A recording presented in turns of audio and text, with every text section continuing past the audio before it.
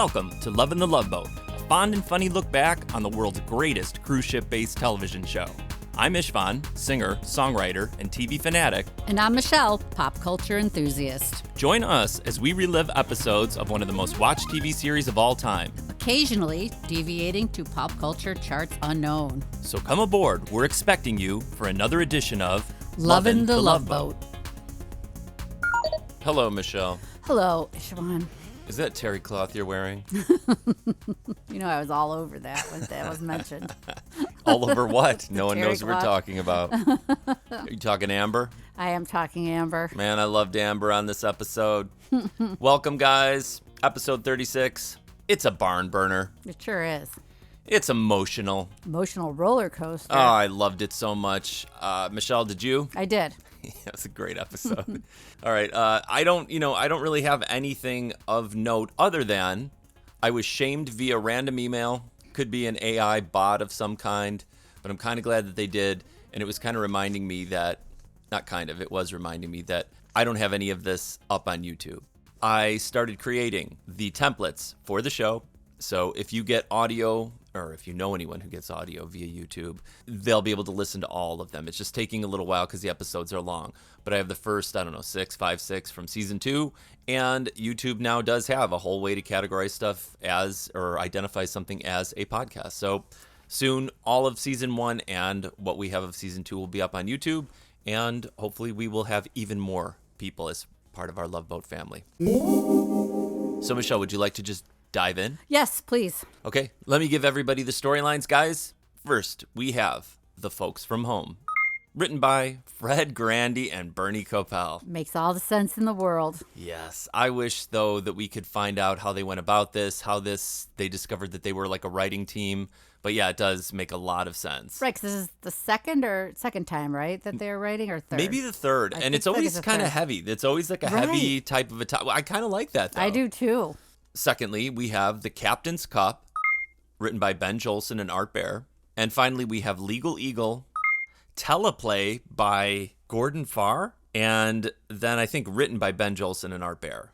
That's odd. I don't know. It gets very involved. I don't know what that means. I think we had one of these in the past, too. Kind of a very in-depth, power-packed Love Boat episode. All right, now, Michelle, can you lead us through our guest stars? Sure. One of our favorites, the great Bert Convy. Yeah, and his hair. And his magnificent hair. Yes. Permanent? I don't know. I don't know if you could have that tight of curls. I have no idea. I'm in awe of it. I love it. I always have, too, since we were kids. Me too. Win, I lose, love or Bert draw. Convy. He plays Danny Holt. Yes, he does. Then we have Pat Harrington Jr. as Hank Vosnick. Fun fact, not a fun fact, but a note.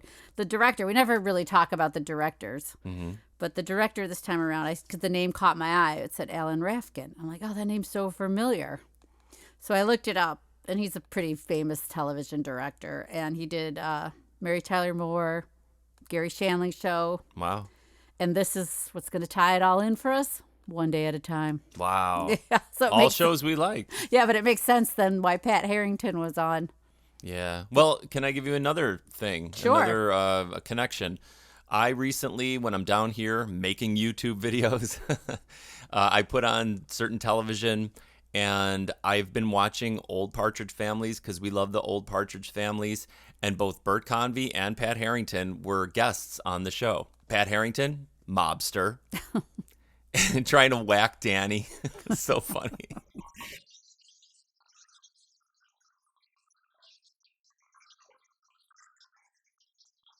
And Bert Convy, Michelle? Yeah? Marine biologist. Of course. Because they were featuring the plight of the whales, and they were incorporating whale sounds into one of their recordings, and then like a huckster hillbilly is trying to get money from them because he somehow owns the whale. Whale song. They don't make sitcoms like this anymore, and I wish that they did because they're so great. That's really involved. Yeah, so both of those guys, like almost back to back, were guest stars on that, and now they're both on this episode. Did he still have the super curly hair? Yes, he did. He always looks great. He really is well put together. Yeah, but the stars don't end there. Who else do we have? The great Florence Henderson. Oh, man. We love Florence Henderson so much. It's Diane DeMarco. Yes. She's looking really cute on this episode, yeah, she I thought. is super cute. And then we have Leah Taylor Young. She played Anne Sterling, the powerful lawyer. Yeah, another beautiful lady. Yeah, fun. She's still acting. Oh, she was great. I looked her up. She had a great 80s look, I thought, on this episode. Yeah. And then we have John McIntire as George Hancock.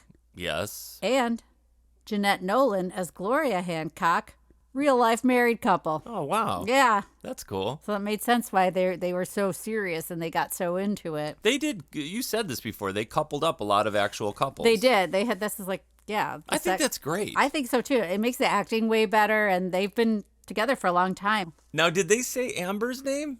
Yes. Because I didn't see that. It wasn't in the credits, I don't believe. Where I was looking, her name is, this is a classic 1970s name, Sissy Cameron. I loved her. She was super attractive, and I thought she did a great job. Again, a lot of women come on, and they have to play the ditz, and she was great. She wasn't even that ditzy. She was just looking for a good time, I think. But she was a little bit. Yeah. When she was playing backgammon. But not like a Landers. No. And you can't surpass that sort of right. achievement of ditziness, of fake ditziness from the Landers. But I liked Amber very much. She was great. Rightfully so. This episode really centers around Doc this time around. And he sets things off kind of in sort of a little bit of a wild mood. And he's trying to convince the entire crew to accompany him to his, I guess, favorite place, Las Vegas. Hey guys, listen, I've got a great idea for a 4-day liberty when we get back. Come with me to Vegas. That town's my kind of medicine. Oh, Doc. Promised I'd visit my cousin in beautiful downtown Burbank. Send me a postcard. Right? Sorry, Doc. Well, that leaves you and me, gorgeous. I'm going to Oregon to see my family. That's too bad. You could be doing the town instead of doing the dishes. But if duty calls. Doc, it isn't duty. I love my family. I see them every chance I can. Well, sure.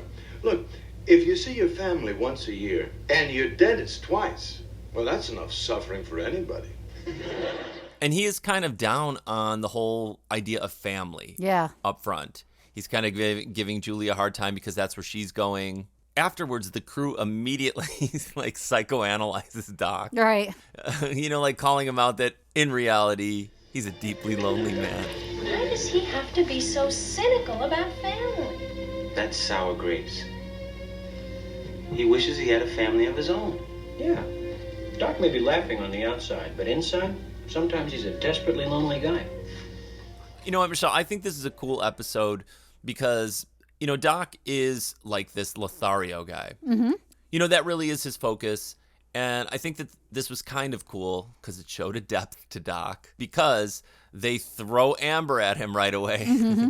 And you could not blame any man for being in hot pursuit of Amber. And so maybe you think that the episode's going to go that way, but no. Not when someone's rocking a teleplay or whatever is taking place on this. Because after the meeting with Amber, he bumps into the olds. Oh, Dr. Bricker? Oh, hi. My name's Amber. Of course, this isn't one of those times. My girlfriend met you on a cruise last summer, and she hasn't stopped talking about you. Oh, I hate patients who kiss and tell. What time are your office hours? Office hours? For you? I'll make a cabin call. Oh, are you okay? I'm a doctor. Come on. Well, is this how you drum up business? No, I'm sorry. It's all right. I'm Gloria Hancock. This is my husband, George. Adam Bricker, ship's klutz, Mrs. Amber. How do you do? Hello. Well, come on, Gloria. Let's get our gear stowed and get squared away. We'll see you later, Adam. Amber. It was nice bumping into you. Michelle, we have one of our favorite things on the ship. There are many. One of the things that we enjoy very much is when there is a crew member that is featured, but you never have seen them before. And the great Pat Harrington, I don't know what his job was. I don't exactly know what he was doing. He had a can of WD-40 in his hand. I was like, are they a sponsor? I don't know. And then at one time he's polishing a railing. And isn't all this things you should do before the people arrive on the cruise Let me tell you ship? something. This didn't make any sense to me because he is dorking around on the ship doing really just like busybody, or not busybody work, but just like busy work. Yet he has his own cabin. He had like a really nice cabin. And they stuck the Italian in a cabin with a roommate, and he's an engineer. Right. Good call. That's racist against Italians. It's just weird. That is not right. So he's on there leering at everyone as they come on. Ugh. But you can't blame the guy when he sees someone as lovely as Florence Henderson. I'm in love. Is that a whistle or did your brain just boil over? You know, I can help you find your cabin. I mean, this is a big boat. You could get lost. That's just what I was thinking. Get lost. I like, too, how Florence Henderson is carrying that giant cup around with her, right?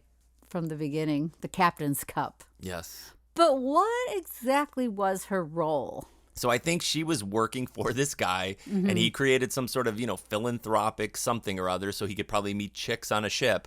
And she was there to set up this entire ceremony and get it all ready before this guy, Mr. Winthrop. Sheridan Winthrop, shows up. I'm Diane DeMarzo. Oh, Diane, I've been expecting you. I'm Julie McCoy, the cruise director. Is this the Winthrop Cup? Yeah. Beautiful. It weighs a ton. Oh, I'm sure Captain Stubing will be delighted to take it off your hands. Imagine, Captain of the Year. Captain of the Year, number 53. Really? Yes, Mr. Winthrop's family presented the first trophy back in the 20s. Oh, I wonder why they decided to give a cup to captains.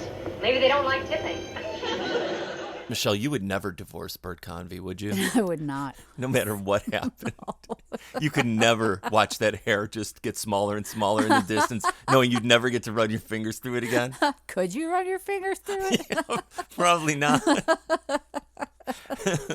But he arrives in decent spirits because what has he just gone through, Michelle? Divorced. He's newly divorced and single on a cruise ship. And they kind of do the thing in a way that I don't like, because from every old sitcom, it was always, I've said this already, the talk of alimony. Always the talk of alimony. And then wanting the wife to get married so he would no longer have to pay alimony. That was everywhere when we were kids. It really was. Hello, I'm Danny Holt.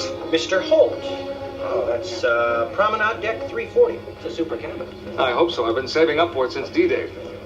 World War II? No, D as in divorce. Oh, sorry. Listen to him. I make the alimony payments and you're sorry. I'm not bitter. Broke, but not bitter. Well, don't let it get you down, Mr. Holt. Lots of single women on these cruises to take your mind off all your troubles. How about a single man? To marry my ex-wife. I'm single. Ah, thanks, pal. You're much too young to die. But he comes on, but I don't think he saw her, did he? He didn't see this lawyer yet. I don't believe not right away. Yeah, she just comes on afterwards, and she makes some crack about her money, like it was like paid some for. divorce is paid for. Mm-hmm. Yeah, but little do we know, there's a connection between these two. Mm-hmm. Well, it's the coinkydink ship. There is always the coincidence that people are going to see You're each always other. running into that one person, either you long lost love or somebody you hate. And this time it's somebody he hates. Hello. Hello. Anne Sterling? Gopher Smith. Is that Miss Sterling or Mrs. Sterling? Miss? Is that Mr. Smith or Mr. Smith? That's Mr. Smith. It's hard to tell when you're not wearing a wedding band. Here we are. That's Promenade Deck 348. Oh, you're a lawyer. You're here with the Bar Association group. That's the one. Criminal? In a way, I handle divorces. I'll bet you've never lost a case. In a divorce, everyone loses, but me. How do you think I paid for this cruise? But those are our guests, and they are all getting tucked away, probably, as Michelle said, hopping into their PJs real fast. Or they are throwing confetti off of the side of the ship. But the olds don't wait. These guys, they take a bite out of life. And much like the last episode, where the two hypersexualized roommates were cruising Julie, they're all jogging. Very popular back then. Oh my God, jogging was everything. My parents were super into jogging back then. Yeah, it was a big deal. But on this episode too, you guys, when the old people bump into Doc, he does something that when I was a kid that I was fascinated with from Bernie Kopell. His superior jump rope skills. And they are on full display where he would do like the double cross, like in like super like 3 in a row. And I really was so inspired that I used to jump rope because Bernie Kopell jump. Wow. Did you have the perfect posture too? No. I've never. I was one of the people that got picked out for scoliosis when I was a kid. I've had terrible posture my entire life. No, it's like I loved watching that, and I was always fascinated because it had the like the sound that goes with it, and he was doing that as he bumps into these two. In the one only tiny corner of the ship people jog. Yeah. And work out in. Yeah, there's little partitioned off areas where you can do certain things. The jogging like wing. 10-foot space. Yeah. Hey, Doc! Don't give up now. We're about to start our second lap. Come on. Us jocks are just getting warmed up. Take a deep breath. You two were runners, huh? I met George when he went running for the Harvard track team in 1927. You've been together for 50 years? Yep. Hey, pretty soon we might even get married. How about space? Huh? Your whole family exercise, Adam? Yeah, I'm afraid my folks didn't make it for the long run. Orioles? You're from Baltimore? Yeah. Ever been there? Never been there. Went to Johns Hopkins. So nice to meet somebody from home. Yeah. Maybe that calls for a little drink. Oh, that wouldn't be scotch, would it? Close. Turnip juice. Did you find it gross when the old man pulled the flask out of his jockstrap? I didn't know that's where he grabbed it. I don't know. It's like he had sweatpants on. Where else could you keep a flask other than in your underwear? Oh, yeah. So gross. And then it was juice, or what was it, prune juice? Something like, Yeah, I think it wasn't even alcohol. No.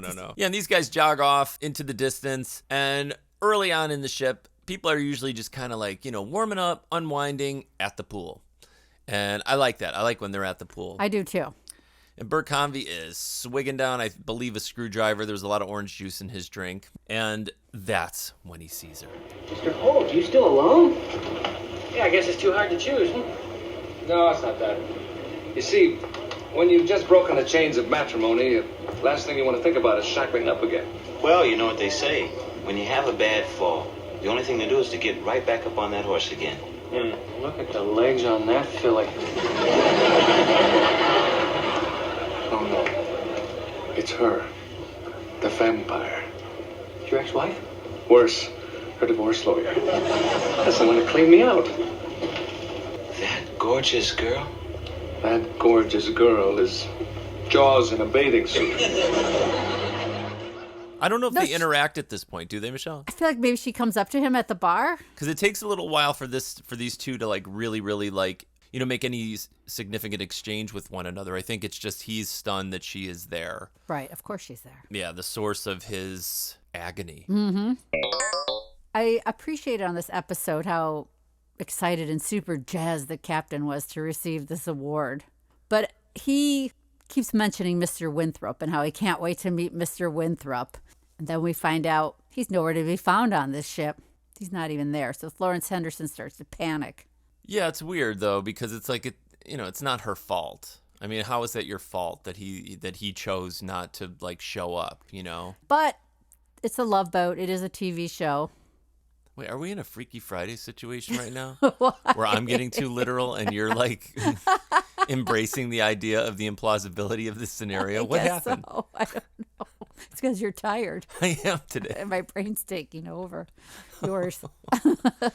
Yeah, because it's a little crazy because the extremes that she goes to are wild. Right. Of course, Pat Harrington's still hanging around, making moves on her. So bingo, let's ask the touchy-feely guy to help me out. Hank, I'm in trouble. What? Oh, you poor kid. Who did it? That guy that dumped you?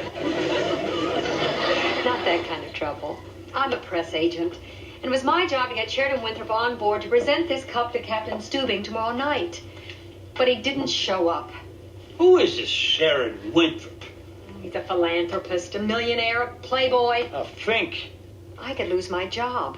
Will you help me? Yeah, sure. I'll help.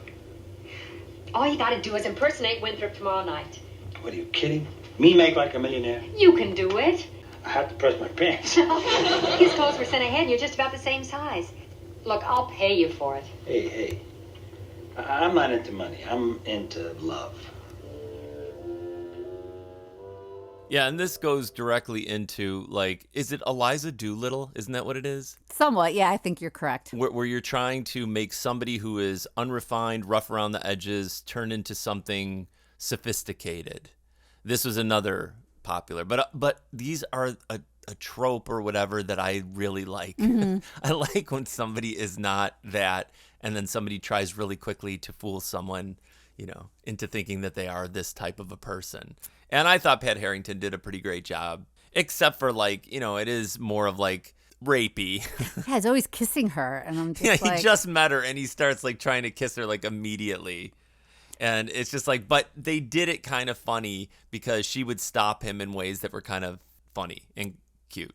Yeah, but those two, they're cramming some Winthrop facts. Oh, I forgot to tell you. Winthrop always keeps his hand in his jacket pocket, and he stands very casually.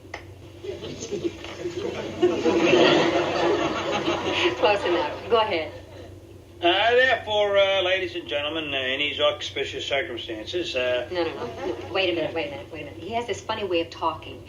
Kind of teeth clenched, stiff jaw. Very, very upper class.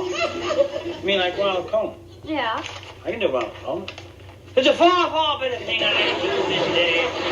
That's just the way he talks. That's good. Is that right? Would you mind telling me, if that's the way he talks, how does he kiss? You mean you'd say no to a Queen's Fusilier? Yes. Poor Bert Convy.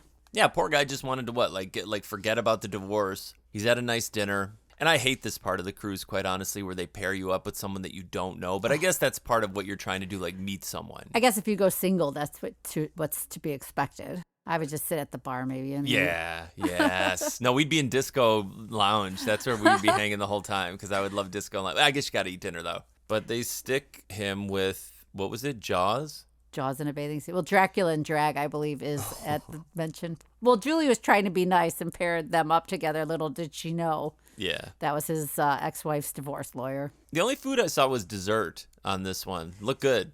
I love dessert. Yeah, because they didn't really order, right? No, because I didn't see any main courses. It was all dessert. A lot of talk. Wait, is this where the older couple leaves to go watch the sunset, or is that later? No, that's later. Okay, this is where they're just at dinner, and they've adopted Doc as their son, and he's sitting at the table, and they're having such a good time that they basically close the dining room down, and the waiter with a bushy mustache. He's always on there. He's so angry, and I don't blame him, because if you've ever worked in the food industry or in retail and someone's lingering around when it's closing time and they don't leave, you want to murder him.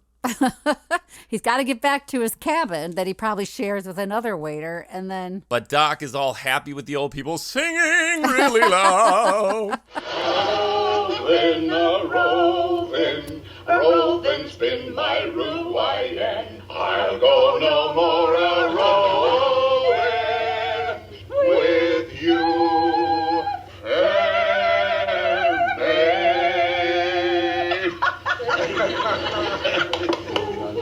Oh, Adam, George and I are going into Puerto Vallarta tomorrow. Won't you join us? Well, I've only been to Puerto Vallarta about, 148 times. You ever been to Consuelos? Consuelos, no. Well, then you've never been to Puerto Vallarta. Okay, you've got a date. Oh, Viva Consuelo! Viva Consuelo! You know what's interesting, though, too? Because Doc constantly needs to, be hooking up on every single cruise. It's just kind of like Wilt Chamberlain level, hookups. And he, without even hesitating, because sometimes him and Gopher are kind of competing for women. True. He hands Amber over like she's a prize or something like that, and Gopher's just like some hyena feasting. Well, they on a still kill. But Gopher, at least in the beginning part, kind of thinks he's kind of being disloyal to Doc, thinking he's interested in her because they're kind of sneaking around together. Yeah. There's the weirdest scene. Did you see that one scene where it didn't make any sense where they were on our favorite bow part and Amber's just out there where he says, "Is that terry cloth?" What is that, terry cloth? And then it's Julie walks by, Amber and Gopher, and then she walks away. It was so weird. It was so unnecessary. It made no sense. Yeah, it was surreal. It was why did they leave this in? It was really a weird, quick little scene. It was 10 seconds long. But it's all kind of weird, though, even asking the material of her jumpsuit. No, that makes sense. Although I got excited because we talk about terry cloth all the time. So I'm like, finally, somebody's bringing it up on the ship. It's interesting to us, but it's also my pickup line. Hey, is that terry cloth? That's how you won me over. Yeah, because I'm genuinely interested. And it took you like, wait, did he just ask me if it's terry cloth? It's also my Bert Convy hair. I know that was really the thing that hooked you. You know, that's the thing, Michelle, is like, as far as like Gopher and Amber, yeah, he is like his bros before hoes kind of like loyalty to Doc. He doesn't want to like, overstep his bounds. But once he realizes he's got the full green light, Amber and him are really hitting it off. And it's nice to see Gopher with like, the attractive woman on the ship. Sure. They're dancing. They head back to his room and they're like smooching.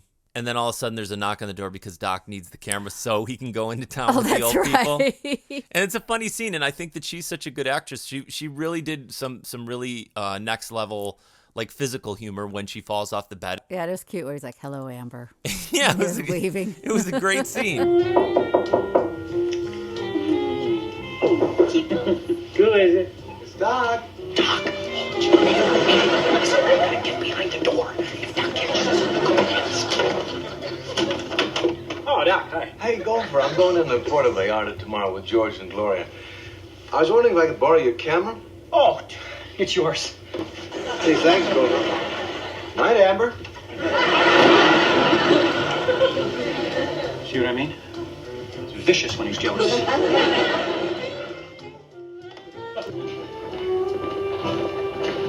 Mr. Marzo, about your Mr. Winthrop, isn't he ever coming out Well, of he's that still town? stuck in his cabin, poring over contracts, making deals. You know how it is when you're a millionaire. No, but I wouldn't mind giving it a try. Don't worry, Captain. You'll be at the ceremony tonight. I hope so. I want a cup in my hand, not egg on my face. Captain's not having it. No, he's got ants in his pants. He's got to get that award. He's got like a 20-page speech he's written. Yes, he wants to get his hands on that cup. Yes, he does. Yeah, there's no Winthrop to be found. He has not met him yet. And I think because he was also a little nervous that it wasn't going to happen. We can all relate to that, right? Most of us. Right, that they're not, especially you, that they're not going to give it to him. Yeah, you're freaking out like this cannot be. I'm not going to win this. And so Captain's a little concerned about it. Mm-hmm. And Winthrop is still nowhere to be found. Has Florence Henderson put on her genie outfit yet? I don't think so. That's like at the end. You guys, if you haven't seen this episode, she's literally full on wearing like a silver. It's like a glitter glam rock genie outfit. I think it's fantastic. Yeah, she looks great. She's so slight. She's so thin. She really is. I don't know if I really noticed it so much on the Brady Bunch because you wear all that bulky polyester and everything. But, late 70s, she really came into her own with her figure, like showing it off. And she has an attractive figure. She looked really, really nice. But boy, that really stood out to me, what she was. Likewise. Yeah, made me envious. But she's really doing her best to get the captain off the scent and buy a little more time while she gets blue-collar masher Pat Harrington to like get his act together so he can pretend to be this Winthrop guy. Trying to learn, but trying to keep him away from her. Yeah, because he's just trying to like get it on the entire time with her. Well, that's what he thought was happening initially. Like right. He thought she was inviting her back, kind of like women's lib. She'll invite you back to the cabin. And it's just like, hey, this ain't so bad after all. But that's not what she wanted. She wanted him to work out his British accent. Yeah, just like you. Do yours, Michelle. I say, dear chaps, it's quite foggy out today. See, that's so good. You could fool anybody. I don't care where you're from. Quirkenshire. Now, hang on. We're just getting back from the whirlwind Cabo San Lucas. Doc is back with his new adoptive parents. And they are in the Pirate's Cove next to our candle holder. She has weird Princess Leia braids on her sides of her head. Did you notice that? I did. Yeah. And she's all dolled up, authentically. And then they're looking at all the souvenirs that they are going to distribute amongst their very large extended family. And then they surprise Doc with a gift. I loved this scene, Michelle. It was really emotional. Oh my gosh, it was so great. Where do you find that in Mexico? You find anything, I think, in Mexico, quite honestly. It was a ring with the The medical seal? No, it's like the symbol of healing or something. I don't know exactly what it's called. Like a gaudy ring with the symbol of healing. And they did your favorite super close-up on it and lingered on it for a little while. Mm-hmm. And Doc was so moved by this. He was almost brought to tears. Oh, this is what hooked him. I mean, this is where he was just like, I love these people so much. Because we also learned that Doc's lost his parents, right? Earlier? Yeah, he doesn't Remember have, that? right. He did That's mention he sad. didn't have his parents anymore. Yeah, that's kind of sad. It is sad. That's why he's so lost. Yeah, but so they lay that on him, and boy, does it do the trick. Mm-hmm. Viva Consuelo! Arriba! There are maracas for Tim, the wolf beans for Holly. Jumping beans for Luke. Yep, still jumping. You really love your family, don't you? We sure do. Oh, that reminds me. Oh. Here's a little something for you. For me?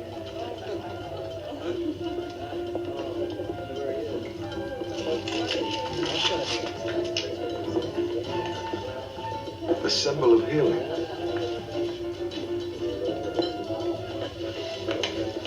Oh, you shouldn't have done this. Why not?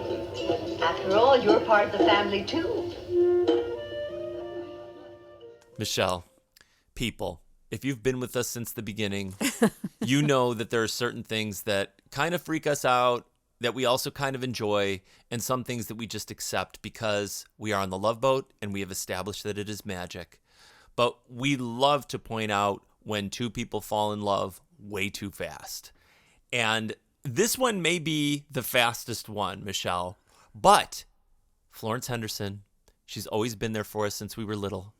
She counters in the way that you would think somebody should counter because Hank, out of nowhere, they've known each other for 2 days, full on proposes to her. Schools? Schools. Harvard. Cambridge. Eton? Yeah, I had a cheeseburger for lunch. Oh, silly. That is the English school you went to, Eton. Well, I guess you're as ready as you'll ever be. You better believe it. I mean, the ceremony. Which one? The one tonight or the one tomorrow? Tomorrow? What are you talking about? Well, tomorrow we get back to L.A., and I thought maybe you might like to tie the knot. What? Tie the knot. Get hitched. Married. Married? Yeah, I figured you'd like that, you know. I'm nuts about you. Two people are nuts about each other, they get married, don't they? Well, yes, Hank. When two people love each other. Oh. Well, I think you're a terrific guy, Hank. I get the picture. All that romantic stuff was just to keep me happy. So I did the Winthrop Act for you? Well, listen, Hank, this is very important to me. Right. Job's important to you, and I'm not. I didn't say that. Sure you did. Why don't you just go ahead and get yourself another boy? Get yourself another sucker. That's what I have in my notes right here. He asks her to marry him after 2 nights. Yeah. They hadn't even done anything. They were just rehearsing. How could he fall in love with her like that? Fall in love is one thing, but then to just completely propose, like, just so quickly. But Florence Henderson counters. Like, she actually says, like, this is not right. You know what I mean? Right. Like, she actually, because everybody else just kind of, like, goes for it. And she is just looking stunned like a normal, reasonable human being. That's it. Like 2 times on this thing, they bring up things we constantly talk about. Terry cloth. And then her saying that's ridiculous. Yeah. And I was like, wow. It's as if they were listening to us in the past. Mrs. Brady, she raised us, man. I mean, Mrs. Brady was there for us the whole time, so she knows what's up. She's a modern woman. Yeah. But she shoots down Hank. Not even shoots him down. I mean, she's really just reacting in a normal fashion. But to him, he's been shot down. And like so many males, our pride is damaged. And we storm off. Of course.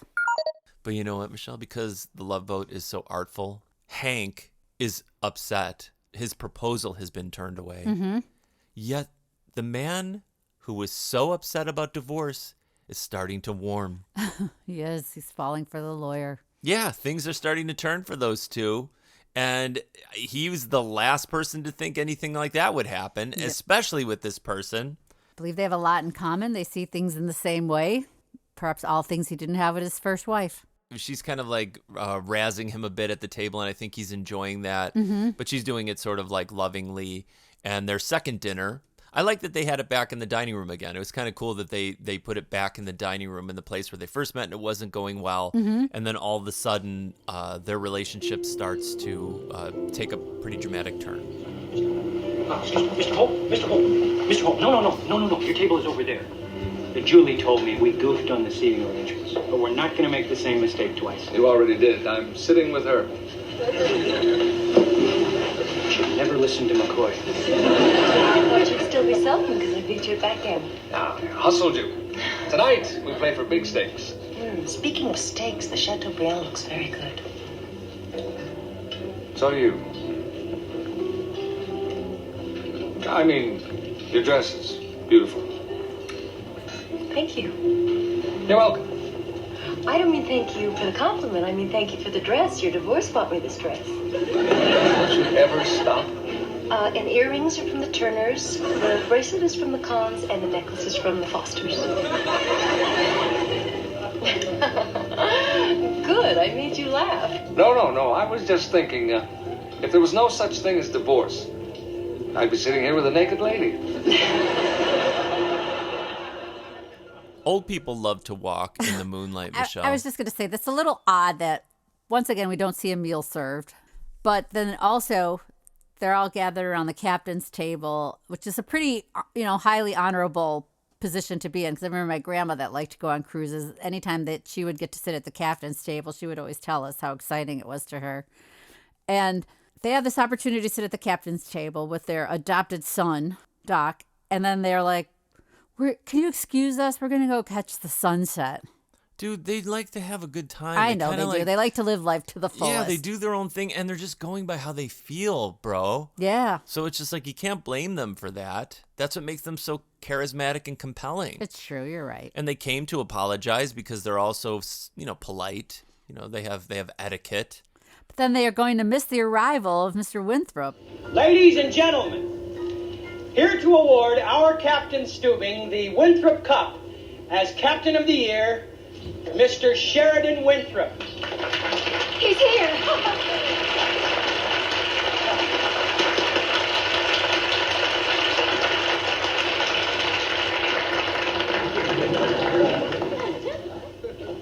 Mr. Winthrop, it's an honor to meet you, sir. Yes, I imagine it is somewhat fantastic. I can't tell you what a great thrill this is for me. Yes, well, if you really like to have a thrill, I suggest polo. It's also absolutely fantastic. And then, of course, there is Paris with the Champs-Élysées and the George Cinq and the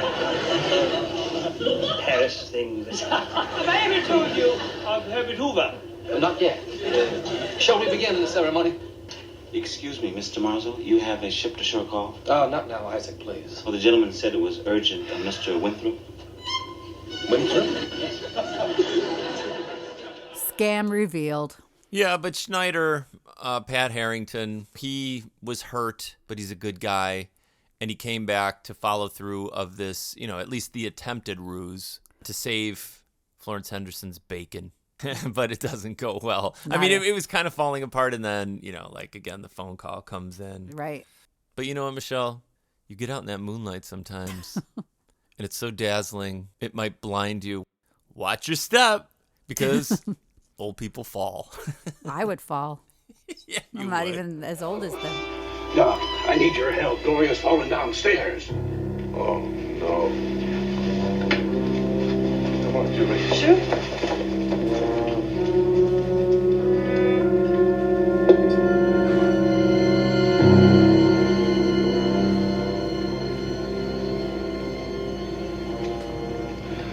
How long before we get back to San Pedro? 7 hours. That's not bad. Find my nurse and tell her to start prepping emergency surgery. Right.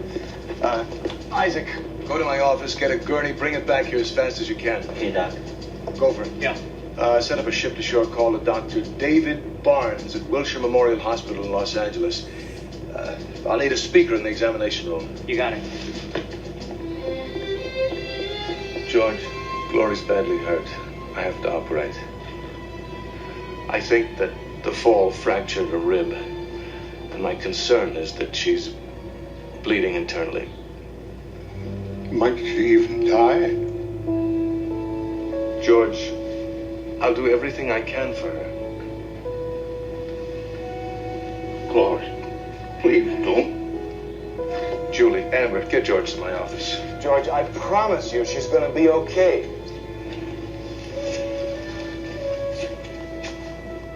Doc, you can't make promises like that. They're like my family, Julie. My family.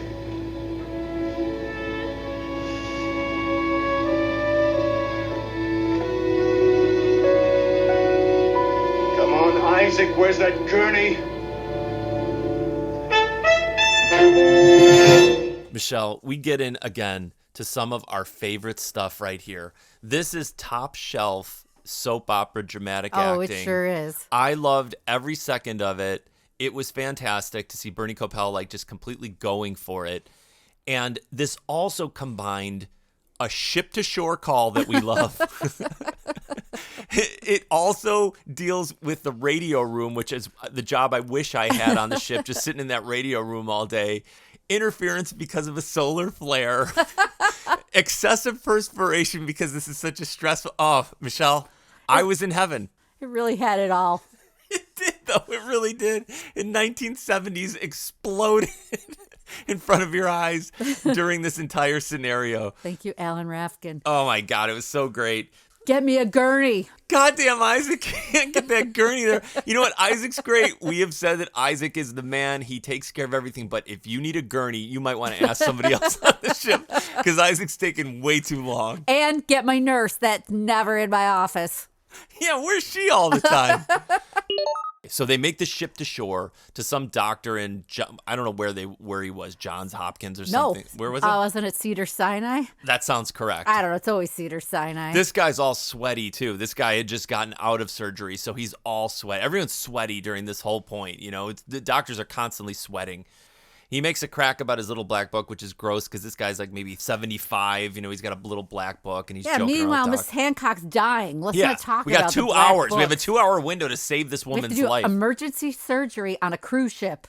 So Doc doesn't have any assistance. You know, maybe if he wasn't trying to bed down all these women, he could read a couple like medical journals and know how to do spleen surgery. I hope he learned his lesson during this. But this is so great because Gopher's also trying to help to get like the connection like back to like land so he can hear. But there's all kinds of interference and it's so great. Pacific Princess calling Wilshire Memorial Hospital. Pacific Princess calling Wilshire Memorial Hospital. What's the delay? Just a moment. Wilshire Memorial to Pacific Princess. Dr. Barnes is on the line. Go ahead. I've got it. Dr. Barnes? Yes. Okay, good. Go ahead, Doc. David, Adam Bricker. What's the problem, Adam? You don't need my little black book again, do you? I need your help, David. A woman in her early 70s, in good general health, has fallen down a flight of stairs. Preliminary examination indicates that a fractured rib has punctured the spleen. Adam, have you got a signed consent form? Signed consent form? David, she's passed out and I'm not going to put any more pressure on her husband. How much time do I have? 2 hours at the most. That spleen has got to come out. Is there another doctor aboard to assist? No, just myself and a nurse. Okay, let's go. Talk to me. Stay with me, David. Sketch out the procedure, then guide me through it step by step. What the hell is happening? Like Dr. Tie the what? Oh, you guys. You know what? I am a little tired today, so maybe I'm enjoying it even more. But I loved this so much. This is the best. This is the greatest. This is what I loved. I would have been enthralled as a child watching this, and I was as an adult. We missed the whole... Did you get him to sign a letter of consent before you did surgery? That's so illegal. It's so dangerous. But during this, Hank and Florence Henderson couldn't care less. They don't know what's going on. They don't. And they're just like, we lost our jobs. You know what I mean? Because he got fired. Yes, he did. Captain fired him from finding out that he was like... imposter. Yeah, that he was an imposter. Oh, and then Florence quits. She's sick of this. She's sick of this rich guy's whims. Well, she's always making excuses for him because he's never where he's supposed to be. And she's the one always having to, like you said, make excuses, pick up the pieces. Well, so they're just like, they meet up in a room again. And then like he was mad before, but now it's like she saw the lengths that he went to on her behalf. Right. Now she's falling for him. Yeah. Now she's realizing maybe I might want to marry this dude. After 2 days. Hank, I don't know what to say except to ask you to forgive me. Forget it. You got a bad break with that phone call. Where was he? With his girlfriend in Copenhagen. They left Paris. Fantastic city. Well, he can stay there. I've had it with him and his job. You didn't quit, did you? I can always find another job. What worries me is, will I ever find another Vosmik? Why, look. You ain't lost this one yet. Also considering marriage for a second time already, Mr. Bert Convy. Yeah, he gets real philosophical on us, you guys. He does this whole thing about we're in a disposable society, and yes. Like he's getting really, really heavy. It's really heavy. Like he's hungry sure. because like he didn't eat anything. He just had like like one bit of dessert, so he's kind of like his blood sugar's dropping. He's getting all like emotional and just kind of pontificating on like marriage, and he lays it all on this lawyer lady. Sounds to me like you're still in favor of marriage. Oh, absolutely. I think it's mankind's finest gift to mankind. Two people in love, getting married, having children, those children growing up seeing love, learning about love, then going out in the world and spreading that love. Like ripples in water, the circle keeps getting larger. All my clients were in love. When I meet them, they're accusing and cursing each other. It doesn't have to be like that. If you're with the right person. And you're a hell of a woman. Even if you are a cynic. We really need to get back to the drama because the suspense is killing everybody out there. So surgery is complete, but they don't tell you how it went. They really, you know what, you guys, Bernie Kopell. So good. Where he says, it's too late. What does that mean when somebody says it's too late? It means someone's dead. Correct. He needs to work on his bedside manner or whatever you call that when you're giving the news after the surgery because she's okay. She's alive. She survived. Success. All of her working out, all of her jogging. Correct. And the fact that they found his nurse. It all came together. Yeah, if it wasn't for that nurse, he'd be in big trouble. And for the, like partial, Cliff's notes of surgery from the other dude. Doc pieced it together. He did. How hard is it really? I probably could remove a spleen. You've removed, 3 spleens already Sure. in your life? So it's like she is going to survive. She's okay. I checked the intestine. There are no perforations. You may have to go easy on the jogging for a while. She's okay. It seems like every time they write an episode, one of them is kind of like the highlight. Let's get dramatic. Like it was Isaac that one episode. This time it was Doc. Dude, Fred Grandy and Bernie Kopell are a good writing team. They did really a are. good job because they really do some good stuff. Their topics are good. They still fit into the context of the lightheartedness of The Love Boat. I think that it's fairly impressive, and I really liked it a lot. I agree. This Hopefully episode, there'll be more. Yeah, I hope there is. I'm sure there are because they really, they were good. They did a great job. That pretty much wraps up the show then, though. Yeah. Because after that, they wheel her out of the elevator and, Isaac's carrying the IV. Yeah. Again, I was like, where's the nurse? Why is Isaac carrying the IV bag? Why is it the nurse carrying it? And like Doc is hovering over her like he, it's like the most precious thing in the world. And she's still got enough energy to crack some wise on the way out. Isaac, do I really need this? Don't knock it, Leigh. This is our best gin. Goodbye, Glory. Bye-bye, Glory. Bye-bye, George. Lovely. Doc, where are you carting me off to? Wilshire Memorial Hospital. It's one of the best in Los Angeles. All the modern conveniences. Oh. Has it got a gymnasium? And then they're going to see them later in Baltimore. I think Doc's going to go visit them and have like a room. Like he'll have his own room. They'll set up real nice. Yeah, so those guys are gone. And then Convy leaves with a weird like little statement to the lawyer lady. You know, I was just thinking, if we continue this relationship and it ripens into a romance, and the romance becomes an engagement, and the engagement merges into a marriage, you have to promise me one thing. What? If the marriage blossoms into a divorce, you have to represent me. That would be a conflict of interest. Yeah, it's crazy. It was a crazy end with those two. But they are a glamorous couple together. Yeah, they're very attractive. So once again, everything's wrapped up nicely. What about Hank? They'd get together, right? But then they're insinuating that they are going to get hitched. Oh, that's because the captain offers him his job back because he realizes what he did was gallant. That's true. Oh, goodbye. Goodbye. Once again, I apologize. It was all my fault. Well, you were in a difficult position, I understand. You really are Captain of the Year. Thank you. And you, Mr. Vosmek, I understand what you were doing. It was truly gallant. You're right, Skip. What does gallant mean? It means you can have your job back if you want it. Thanks, Skip, but the sea ain't no life for a married man. Really? You mean you and Mr. Marshall? Yeah, we got a lot in common. For one thing, we're both unemployed.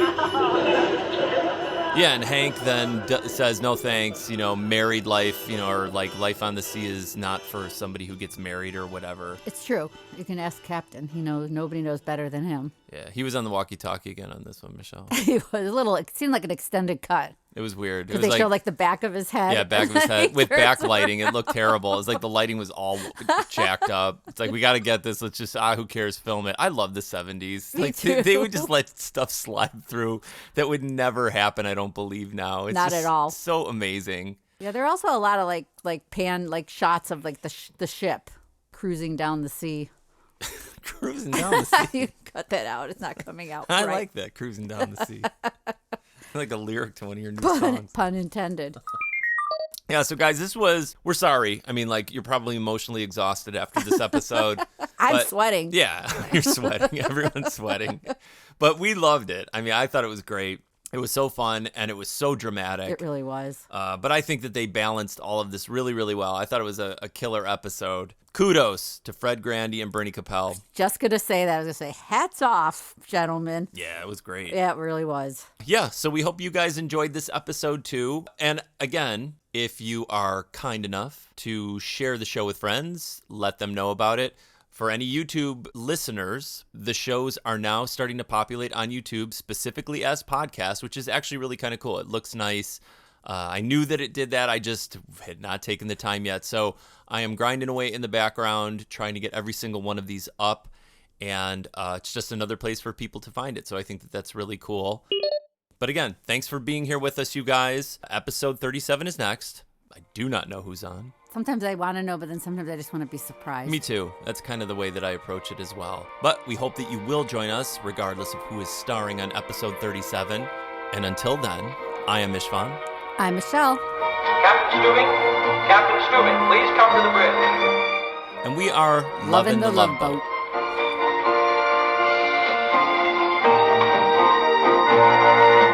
What is that, terry cloth?